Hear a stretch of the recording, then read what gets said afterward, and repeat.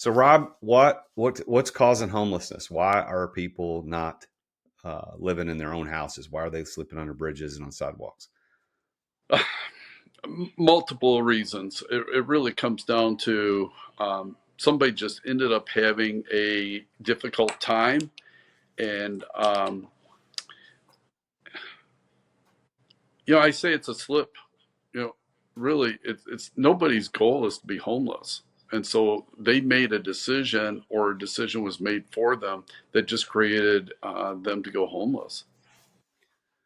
So if it's a matter of decisions, that echoes something I talk about with my clients as a business coach, is that there's great power in decisions, and every decision leads to something either great or terrible. So the decisions that these guys are making, and I say guys, I don't mean just men because they're men and women, but when I say guys, I mean it either way. But Yep. the guys that are homeless out there, the people that are homeless, what are these decisions? Walk me through how they end up there. Uh, Prescription drugs. I just wrote a post on prescription drugs and how prescription drugs um, they're given to the men, and we only have men in our facility, so we have 135 men, and it's a transitional facility, and so they'll take one pill, and it doesn't really give them the feeling, so they take a second, and all of a sudden they have a slip. Okay, they feel a little too good. It gives them a reaction where they don't feel like they need to go to work. They don't show up at work. They ultimately lose their job. Then they lose their home, and then I've watched so many men, and you know, I've worked with men and women in homelessness, but I've watched so many people that are good people that just made one little mistake and then it compounded. It's kind of like compounded interest, and so um, and then I have guys that they are on the lower IQ. They were slow in school, or they were in special ed, and unfortunately, their parents get to a point where these guys become adults. And they say, "Hey, I can't take care of this person anymore." And what do you do? I mean, as a parent, unfortunately, some of these parents are turning them out into society, or they get arrested, go to jail, and because they're lower IQ, they can't really communicate well, and so they self-medicate with drugs and alcohol. And once they start getting into that negative spiral, it's hard to get out of it. Even if you get somebody with a 4-year degree or a master's degree, it's hard for them to get out of that downward spiral. We're talking with Robb Munger today on the root of all success. Thank you for joining us for this conversation. As you can tell, we're talking about homelessness, and the reason we're talking about homelessness today on the show, and how, if you stick with us, we're going to talk about how this relates to the concept of success. So stick with us. But Robb is the CEO and president of Exodus Place, which is an organization dedicated to helping homeless veterans and those at risk of homelessness. And as he said, he's got 130 some odd people, men, who are in his program and the facility that they're serving. So if you've ever wondered about what's going on in homelessness, and specifically veteran homelessness, then today's show is going to give you a little bit of an insight into that. So stick with me. It's a little bit different than what we normally talk about on the show, but I think it's an interesting concept. One of the things, Robb, that I think a lot of us struggle with is the creep of homelessness that's moving into more of the suburban areas. Like, I live in a suburb of Nashville, and so I expect, good or bad, I expect to see homeless people panhandling, standing on the side of the exit ramp, holding up a sign, asking for money. I expect that in Nashville, but it's becoming more and more. It's getting further away from the epicenter of a metropolitan area. But what do we do about this? Because I've gone through these episodes in my life where it's like, okay, I'm going to give these people money. If I have money, I'm going to roll the window down. I'm going to hand it to them. And then I've got other times I go through, it's like, I'm not giving them any money because it's just perpetuating the problem. What should we do? Giving money is an emotional reaction. Okay, I have that same emotional reaction as giving money. Giving money is easy. People say, "Well, it's my $5 or my $10," but $5 can buy a fifth of cheap vodka. Um, at least it used to. I don't know with inflation now, but that fifth of vodka, they drink it. Typically, the homeless have a high blood sugar count because the rescue missions and the soup kitchens, they're serving high starch, high carb meals, high sugar, and so you put alcohol with that, lack of sleep. The person ends up having a medical emergency, which means the police come. Typically, here in Grand Rapids, the police come, the fire department comes, and the ambulance comes. So your $5 or your $10 that you just gave somebody, there's a high percentage that it's going to cost the community in whole more money. And now, when I give that money, I feel good right away. I mean, it's like, hey, I'm doing my part. The way I run a nonprofit, but my background's I'm an entrepreneur, uh, for profit. Exodus is non, obviously, but um, I suggest giving the money to an agency or a church or some place that can actually make sure the money gets utilized to help the person get out of homelessness and cure homelessness versus just giving them money. And it's uncomfortable when the person's staring at you and you're in your nice vehicle, um, and they're dirty. It's a hot day. Nashville, it's probably mid upper 80s, 90s, and here you're sitting in your car. I mean, it would be better for you to handle them a cold, water, bottle of water or an apple or a banana or something. But money's the easy button. The hard button is actually making that decision to make a better decision to get better traction for that person. Well, it's interesting to hear you say that because of your position running a homeless organization where you're helping and serving homeless. I'm hearing you say, Rob, don't give them money because the money is going to cause more problems. It's going to lead them to do what we all, I think, in the back of our mind, think they're going to do anyways, go buy booze or drugs with it. But I think what you just gave us as a different perspective. Not only are they likely to go buy, booze and drugs with it, is that the consequences of that lead to a big expense on the city, because if the police do come out, if an ambulance comes out, a fire truck comes out, that's a big expense to the city. So a $5, $10, $20, $100 gift to a homeless person can end up costing the city literally thousands of dollars. Interesting. So what I'm hearing you say very clearly is don't give them money. You did say, however, give them, you use apple and bananas as fruit as an example, a Water. bottle of water. What about coupons to a Subway? And I know that's more fast food, but like, is there a way to, should we give them coupons so that they can go in and exchange that for some food? Well, and you and I think of exchanging it for food. I gave gift cards to a local grocery store. Well, the grocery store sold booze, so they're saying, "Hey, I need food," so I give them a grocery coupon.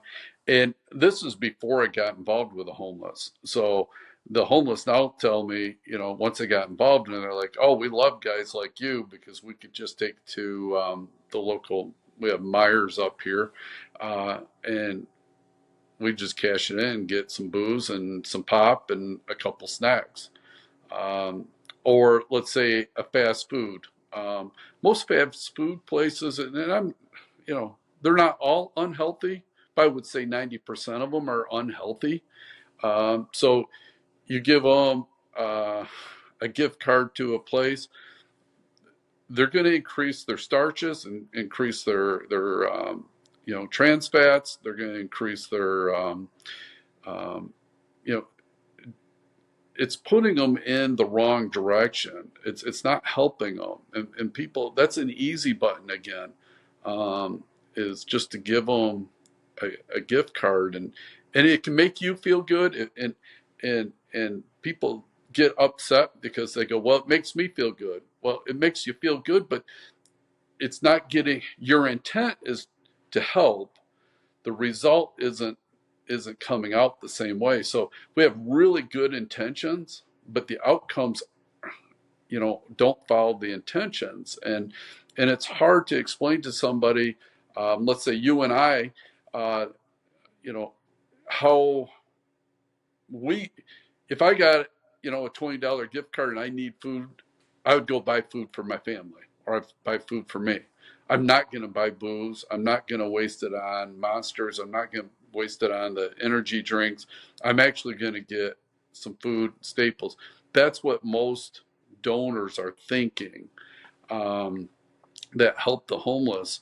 Unfortunately, the homeless mentally, they've been kicked down so far. They're just trying to get that happy feeling. So kind of the happy meal. That's where developing a relationship, or doing a little bit extra, and thinking through it.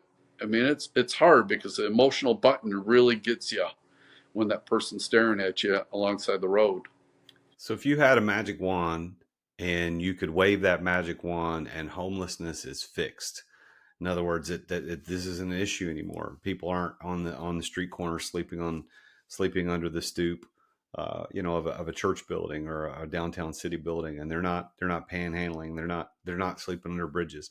All that's wiped away. It's gone.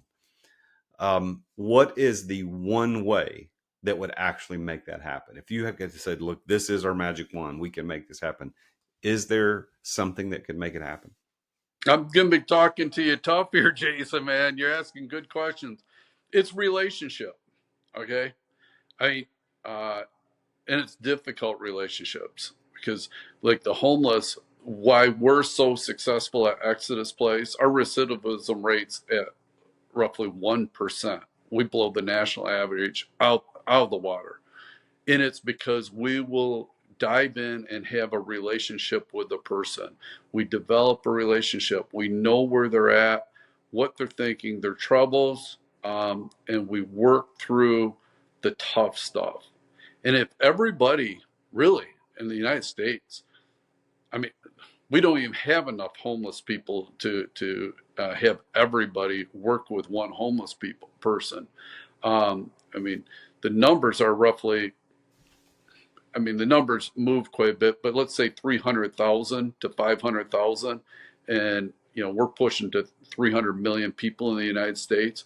So it's a very small percentage. But if we just had 10% of each city just said, hey, we're going to actually get involved with one homeless person and walk with that person, have a relationship with them, and then come around them and start coaching them, not telling them what to do, because nobody wants, they're adults, they're not children, but start coming around them and saying, hey, what can I help you to move forward in life? What do you need?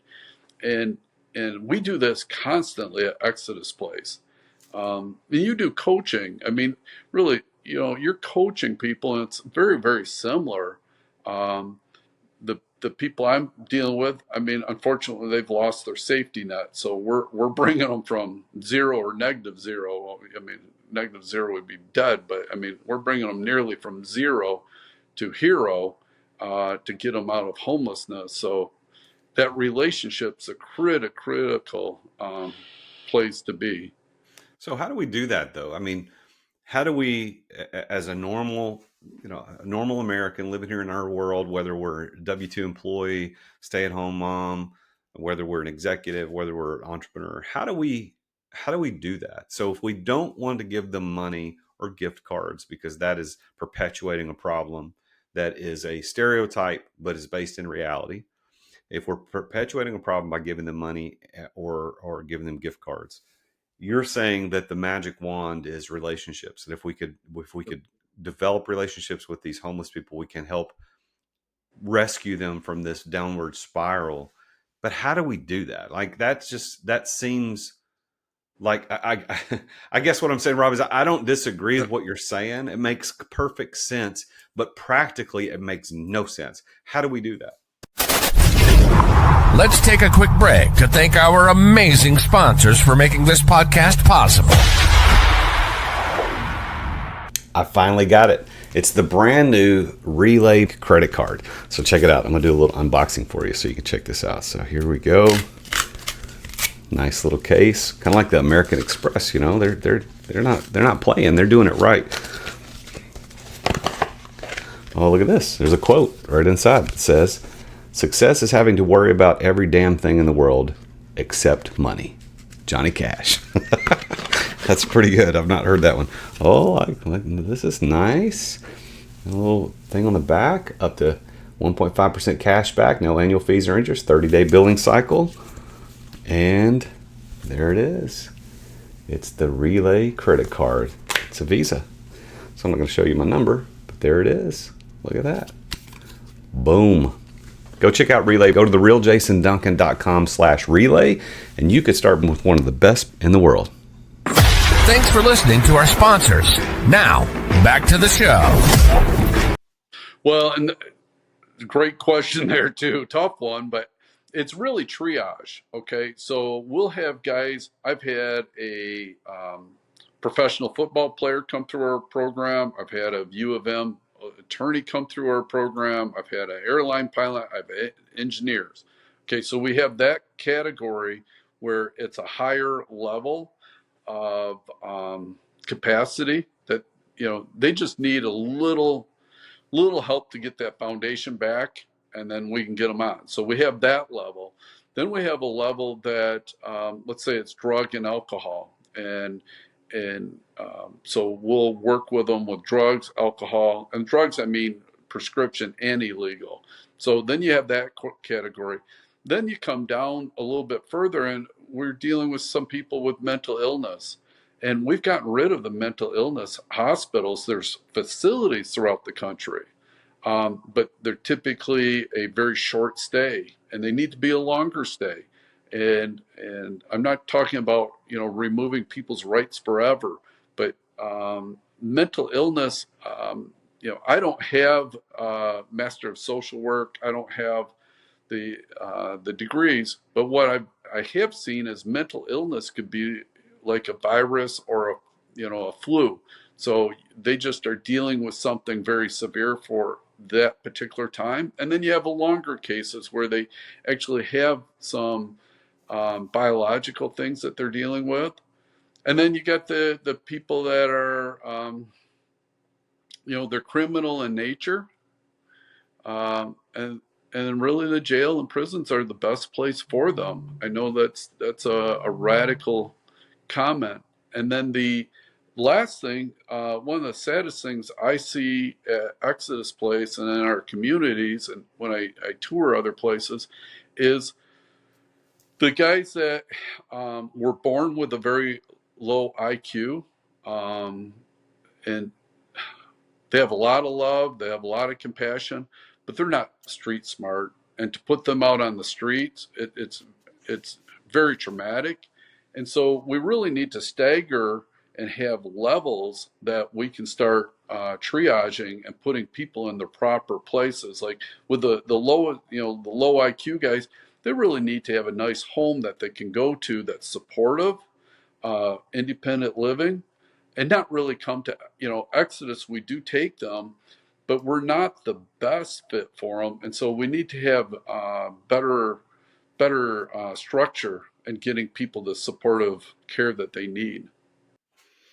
Well, so if we're looking at the question that all of us have, should I give the homeless guy money? Your answer to that is no. Next question I've got is about that idea that we're all thinking, is that what organizations, and I'm not looking for you to name them specifically, although feel free to if you need to, but what organizations are actually causing more harm than good in the homeless? And here, I'm going to give you some context of why I'm asking that question. There was a book written many years ago called Toxic Charity. My brother actually works for one of the organizations that guy started. And so I only became aware of that over the last decade or so, but conceptually that rocked my world, because I grew up as a pastor. I was a pastor for 13 years. And, I didn't realize that a lot of what we were doing in our churches was we were toxic in our charity and our giving to the community.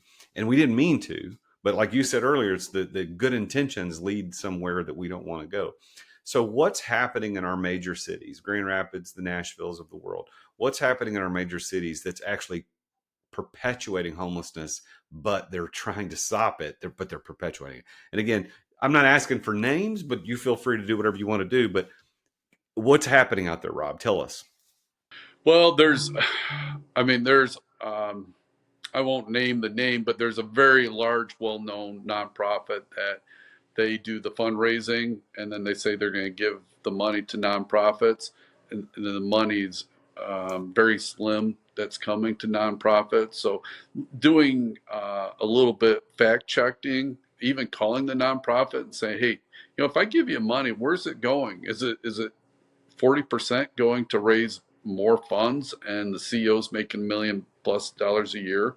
At that point, you kind of have to look into that. And all of them have what's called an IRS 990, so you can look at the tax returns, see where the money's going, and I really recommend people do that, because um, there's nonprofits make a good business of raising money right now, and with the internet and everything else. So I'm telling everybody to do your homework. There are a lot of great nonprofits that are, for the homeless. Um, and I love that book too, because it really describes just handing out a bunch of food. You take all the incentive away from the person that's having trouble, to actually go get a job or to start fending for themselves. And then, biblically, they become a sluggard. I mean, and they go, well, that poor guy, he can't even lift his hands to feed himself. And I've heard that in our organizations. And it's like, no, tell them, they need to work, they need to do something. But we need to do this together, just constantly serving and making the homeless person a victim, because this victim mentality we have in this nation, whether it's the homeless or in other sects, is a cancer. And so when we're working with, for a donor, if you're looking around Nashville and stuff, I would be looking for the nonprofit that is actually you're seeing they're engaged and they're asking the people to work with them to come up with a solution. And that's where I give my money. We had so I run a mastermind called the Exeter Club, and it's all entrepreneurs and business owners. And last year we did something we had not done before, and it was at Christmas time, beginning of December. We had a workshop here in Nashville, and rather than doing a workshop all day just learning, we decided, well, we're going to go. We'll find a nonprofit somewhere in Nashville, and we'll spend a day working together. And I thought that would be good for us and be good for the nonprofit. Rob, my assistant called no less than a dozen nonprofit agencies, not just homeless, but like across the board. And we only found one who said that they could use us on a Saturday. They all just wanted money. And that sounds worse than it was. But like, they weren't just saying, you want to come help, just send us a check. That's not what they did, but they would be happy to take money. But we were thinking, hey, there's 15, 20 of us are going to be here, all able-bodied people. I'm sure there's something you need us to do, whether it's cleaning something up, whether it's serving somebody. And we only found one, and they weren't even, it wasn't a homeless ministry. I wonder, if this idea of creating nonprofits has gotten a little bit out of hand. And I think that if we go to what you said, the IRS 990 form, that could be a little bit of a peek under the behind the scenes to know where they're giving their money. I know that Wounded Warrior came under attack several years ago. Again, not a homeless thing necessarily, but where they were spending, what was it, 90 something percent of the take on their staff, and it was and they got called out for it, rightly so, and they lost a lot of money. I don't even know if that project is still around. How do we, though, as the individual dealing with, we see homeless as a problem, you're telling us don't give them money, go work with agencies that are building relationships with these people. How do we figure that out? How do we know how to do that? Well, like having your assistant call. I mean, that's a great thing. And that the problem too is volunteers are inconsistent in showing up. And so the hard work is consistency. It's kind of like it's like success in work. You have to be consistent, tenacity. Um, if you see this same homeless person at a certain corner, bringing them a water, once a day or once every other day. It's always in your car, and you say, "Hi, my name is Robb Munger. Just want to give this to you, and I'm going to be praying for you." And you don't even have to add, if you don't believe in God, don't add that I'm going to be praying for you. But it's that kind gesture. And then at some point, I've watched this consistently over my career. The person you're helping will eventually say, "Hey, Jason, I got this going on in my life. I'm realizing that, hey, this isn't for me. Could you give me some help? And I don't want just money. I want out of this lifestyle." At that point, they've given you permission to really help them. And I'm not encouraging. I mean, if you're, I got daughters and kids. I'm not encouraging my young daughter to put a stranger in their car, but you could also call an agency, a church, and say, "Hey, who can I connect this person up with?" And we get that quite a bit at Exodus Place. I'll get a text or a call and say, "Hey, I've been working with this guy for 6 weeks or 8 weeks, and he finally wants help. Can you get him a room there?" And the guy will actually, the person I know will actually bring them to Exodus Place, and that's that relationship again. It's inconvenient. It's totally inconvenient. Yeah. Let's as we finish up the show today, I want to bring this back to the core concept that this show is built on, which is that of success. And generally, this show is about interviews of entrepreneurs who are in, athletes and musicians who've achieved the level of success that is interesting to an audience. Today, we're talking about something completely different. We're talking about the problem of homelessness, whether or not you should give them money, whether or not you should get involved. But I want you to think about a success story that you've seen happen where someone came in who was one of these levels of triage that you mentioned, and you saw them get back to what we would consider normal life. Can you share a story about that? Yes, I can, and I literally have hundreds. But this individual came into our facility from prison. Um, been accused of something. He got sentenced to go to prison. It was supposed to be a short stint. He was in there for a few years, I guess a little less than a few years. Came out, had nothing. Um, Came up to our staff, said, "Hey, what do I need to do?" He says, "I've never been in this situation in my life. What do I need to do to better myself and get reestablished?" And we put him to work in our workforce development program. He worked there for a few years. That's where they can work in lieu of paying for housing. They get a paycheck and then they pay us because they got to get a W-2 to go. It builds on their Social Security, so they have retirement. So we don't just do a barter system.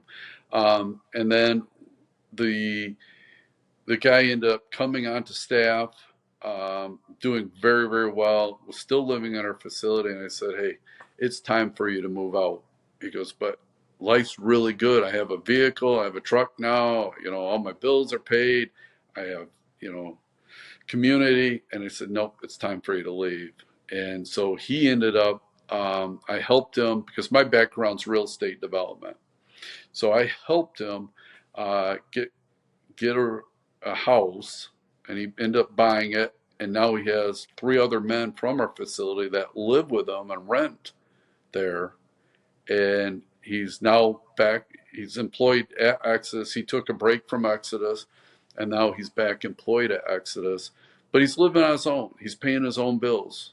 And I mean, he's been out of prison for close to 10 years. I mean, so, when people say, "I love to help somebody, but every time I help somebody, they fail, so I'm going to quit." Well, It's hard not quitting on people, but don't quit on people. If you have that, I don't quit on people, they quit on me. So there's times you just got to stick with them and they'll quit. Um, One other, if I have a couple more minutes, I want to share with you my personal success story. Um, you know, I've developed a couple thousand residential lots. I've owned over 100,000 square feet over my life of commercial property. I still own. I have a couple hundred tenants in commercial. But I started Exodus Place in 2009. I had 4 homeless guys. It was the worst economic time in this world. It was the worst for bankruptcy, some of the highest suicides, foreclosures. I started with 4 homeless guys, building that needed about $1 million worth of repairs. All my line of credits were eliminated during that time because the banks were in failure mode. And I went from zero. In fact, when I took over the building, I couldn't buy it because they had nearly $300,000 of back taxes on the building.